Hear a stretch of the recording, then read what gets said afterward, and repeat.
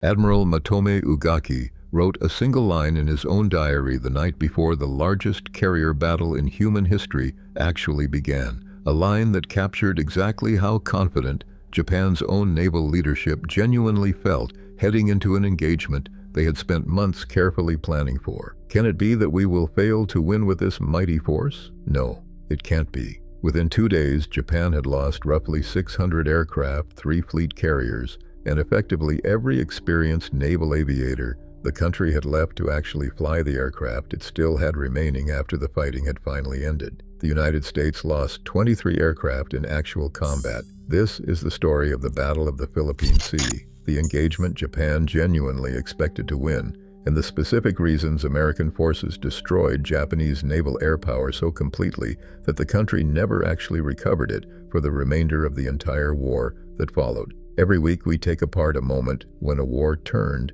the technology that decided it, and the razor-thin margin between disaster and victory. Subscribe if that is the kind of history you want more of.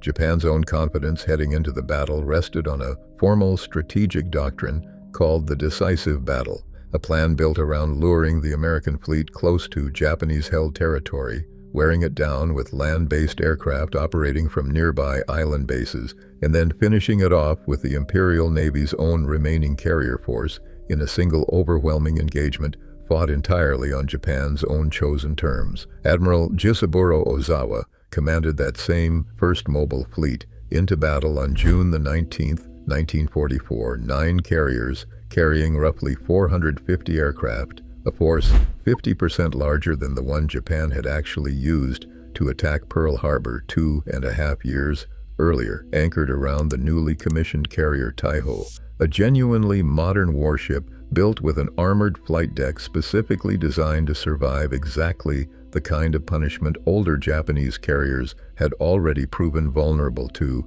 at Midway 2 years earlier. Before we get into exactly why that considerable Japanese confidence turned out to be so catastrophically misplaced, if you are finding this useful, hit subscribe. It costs nothing and it helps the channel keep telling these stories. Japan's own confidence rested on several assumptions that had already quietly stopped being true by the time the battle actually began. American submarines had sunk 2 of Ozawa's own largest fleet carriers, including the brand new Taiho itself, during the battle's own opening hours, a considerably different outcome than any Japanese planner had actually anticipated for a ship specifically designed to survive exactly this kind of attack through its own newly armored flight deck construction. More consequentially still, the specific Japanese defensive and operational plans Ozawa's own fleet was actually operating under had already fallen directly into American hands months earlier, recovered from the wreckage of a Japanese aircraft that crashed in March of 1944 carrying Admiral Minachi Koga, the previous commander of Japan's own combined fleet, who died in that same crash before ever actually seeing the plan he had personally developed put into action by his own successor. American commanders entered the Battle of the Philippine Sea already holding a genuinely detailed understanding of exactly what Japan intended to do, an advantage no amount of Japanese numerical strength could realistically overcome, regardless of how many carriers or aircraft Ozawa's own fleet actually brought into the engagement. The single most decisive factor, however, had nothing to do with captured documents or submarine attacks at all. It came down to the men actually flying the aircraft on each side of the battle, a genuinely human dimension no amount of technological or numerical advantage could fully substitute for in actual aerial combat. American naval aviators by June of 1944 represented a genuinely elite, extensively trained force, pilots who had typically logged hundreds of hours of flight training before ever reaching a combat squadron, flying the Grumman F-6F Hellcat, a fighter specifically designed to outperform Japan's own Zero across nearly every meaningful performance category that actually mattered in a genuine dogfight. Japan's own pilot corps, by devastating contrast, had already lost the overwhelming majority of its own genuinely experienced aviators across the preceding 2 years of continuous attrition at Midway, Guadalcanal, and numerous other Pacific engagements this channel has already documented in considerable detail, forcing the Imperial Navy to rush replacement pilots into frontline carrier squadrons with a small fraction of the flight training and combat experience their own American counterparts actually possessed after years of continuous, well-resourced training programs back home.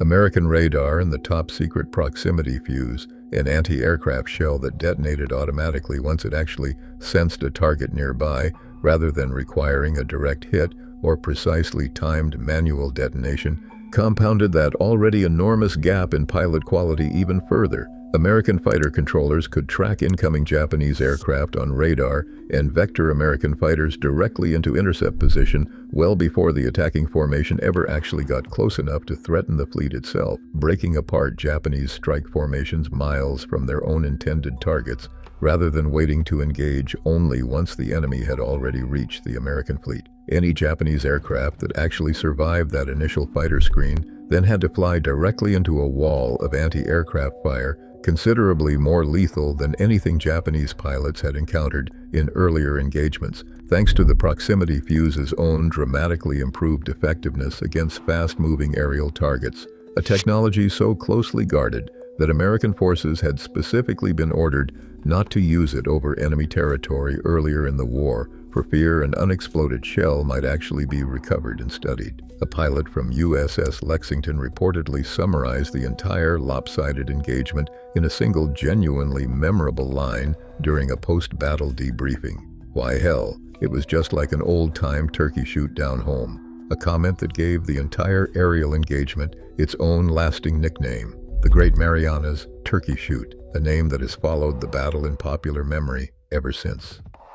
The numbers by the battle's own conclusion left little room for any serious debate about which side had actually won this specific engagement. Japan lost approximately 600 aircraft and 3 fleet carriers across 2 days of fighting, a loss so catastrophic that the Imperial Navy's own surviving carrier force could reportedly field barely 35 operational aircraft combined once the engagement had finally ended, a genuinely staggering collapse for a force that had entered the battle representing Japan's own single largest carrier fleet of the entire war. American losses totaled 23 aircraft actually lost in aerial combat, with a small number of additional operational losses unrelated to enemy action, a genuinely staggering disparity for what had, only hours earlier, appeared to Japanese commanders like Ugaki as a battle their own considerable numerical and technological effort had already guaranteed them beyond any reasonable doubt. The specific technical gap between the Grumman F-6F Hellcat and the Japanese Zero deserves its own genuine attention, rather than remaining a simple footnote to the broader pilot training story, since the aircraft themselves represented 2 fundamentally different design philosophies shaped by 2 very different stages of the same war. The Zero, genuinely formidable when it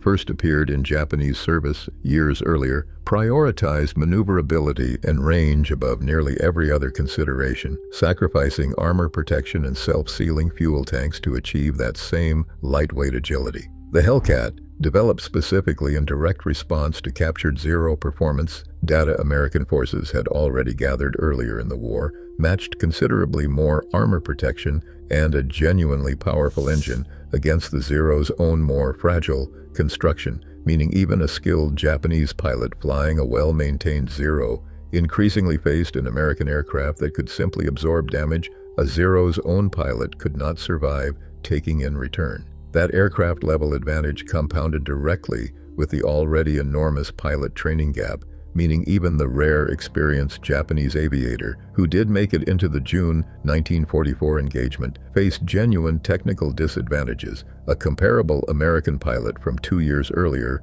would never have actually encountered against the same basic aircraft matchup, a double disadvantage stacking machine against machine on top of the already decisive gap between the 2 air forces' own respective human pilots. Admiral Raymond Spruance's own decision to keep the American fleet fighting a genuinely defensive battle throughout most of the engagement, prioritizing the protection of the amphibious landing already underway at Saipan over an aggressive pursuit of Ozawa's own fleet, drew genuine criticism from some American commanders, both during and after the battle itself. Vice Admiral Mark Mitcher, commanding the American Carrier Task Force, actually engaging Ozawa's fleet, reportedly expressed real disappointment that the bulk of the Japanese fleet had managed to escape the engagement relatively intact despite the catastrophic losses inflicted on its own carrier air groups, a tactical decision that let Ozawa's own surviving ships, though stripped of nearly every trained pilot and aircraft, live to fight again at Leyte Gulf several months later. Spruance's own defenders have generally argued that protecting the Saipan invasion force represented the genuinely correct strategic priority given his own actual orders, since a successful Japanese strike against the vulnerable American transport and landing ships supporting that invasion could have proven considerably more costly to the broader war effort than allowing Ozawa's own already crippled fleet to retreat relatively intact. The sheer physical scale of the engagement deserves its own genuine acknowledgement as well, since the Battle of the Philippine Sea remains, to this day, the single largest carrier versus carrier battle in the entire history of naval warfare, involving 24 aircraft carriers between both fleets combined and deploying roughly 1,350 carrier-based aircraft across 2 days of continuous fighting, spread across hundreds of miles of open Pacific water. No subsequent naval engagement in the decades since has ever actually approached that same combined scale, a genuine historical distinction that reflects both the specific strategic stakes both navies attached to the Mariana Islands campaign and the simple fact that naval aviation itself would never again be tested at quite this same overwhelming scale once Japan's own carrier force had already been effectively destroyed as a serious fighting force following this single battle. This is not a story about American forces simply outnumbering an overconfident opponent, since Japan's own fleet, at least on paper, represented the single most powerful carrier force the country had ever actually assembled across the entire war. It is a story about how thoroughly the accumulated advantages of better pilot training, superior aircraft, radar-directed fighter control, and a genuinely revolutionary anti-aircraft technology could turn a battle Japan's own admirals had confidently predicted they would win into the single most one-sided naval defeat the Imperial Japanese Navy suffered across the entire Pacific War. Japan's own carrier aviation never actually recovered from the losses suffered across those 2 days in June, a genuine turning point in the broader Pacific War that historians studying the conflict have since generally ranked among the most strategically consequential naval engagements of the entire war, comparable in long-term significance to Midway itself, despite receiving considerably less popular attention in the decades since. The Imperial Navy would field carriers again at the Battle of Leyte Gulf barely 4 months later, a battle this channel has already covered from an entirely different perspective. But those same carriers by that later engagement functioned essentially as decoys, deliberately positioned to draw American attention away from the actual main Japanese battle fleet, rather than launching any genuine offensive airstrikes of their own, lacking anywhere close to the trained pilots or aircraft actually needed to conduct a genuine offensive carrier operation ever again for the remainder of the entire war. That specific strategic role, carriers reduced from Japan's own primary offensive weapon to little more than an elaborate decoy force within a single summer of catastrophic losses, illustrates just how completely the Battle of the Philippine Sea had actually reshaped the entire remaining course of the Pacific War in the span of barely 48 hours of fighting. Post-war historians and naval analysts studying the Pacific War have generally ranked the Battle of the Philippine Sea alongside Midway as one of the 2 genuinely decisive turning points in the entire naval war against Japan, even though the battle itself has never actually achieved anything close to the same level of popular recognition Midway continues to enjoy in American historical memory. Some naval historians have specifically argued that the Philippine Sea deserves considerably more attention than it typically receives, precisely because it represented the moment Japan's own naval aviation was permanently destroyed. As a serious offensive force, a genuinely more complete and more final defeat than Midway itself had actually inflicted 2 years earlier, when Japan still retained enough trained pilots and industrial capacity to rebuild a meaningful carrier force within a relatively short period. The Philippine Sea offered no comparable recovery. The combination of lost aircraft, lost carriers, and above all, lost pilots, proving considerably harder to replace than any single class of warship, Since building a new carrier hull took months while training a genuinely combat-capable naval aviator took years, Japan's own wartime economy and training infrastructure could no longer actually provide by the summer of 1944.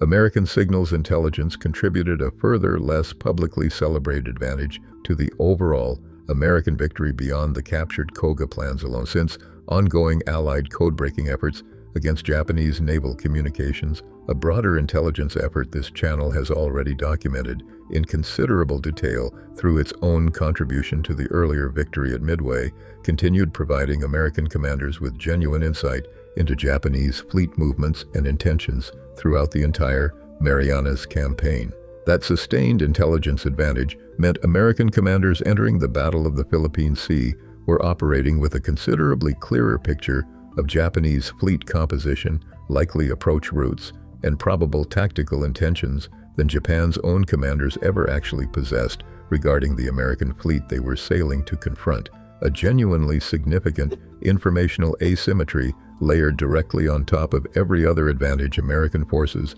already carried into the engagement. Japan's own broader decisive battle doctrine depended on a second element beyond Ozawa's own carrier fleet that failed almost as completely as the aerial engagement itself: land-based aircraft stationed across Guam, Rota, Tinian, and other Japanese-held islands in the Marianas that were supposed to help wear down the American fleet before Ozawa's own carriers ever actually engaged directly. American carrier strikes had already devastated those same land-based Japanese air units in the days immediately preceding the main battle, destroying aircraft on the ground and cratering runways, specifically to prevent exactly the kind of coordinated land and carrier-based assault Japan's own doctrine had actually depended on functioning correctly. Japan's own carrier pilots also faced a genuine fuel quality problem. Few popular accounts of the battle actually mention flying with lower octane aviation fuel than their own American counterparts due to Japan's own increasingly desperate wartime fuel shortages, a technical disadvantage that reduced engine performance at precisely the altitudes and speeds where every remaining performance advantage actually mattered most against a considerably more capable American aircraft already flown by considerably more experienced pilots. If you want more stories about the battles decided before either side ever fired a shot, subscribe and we will keep finding them for you. See you in the next one.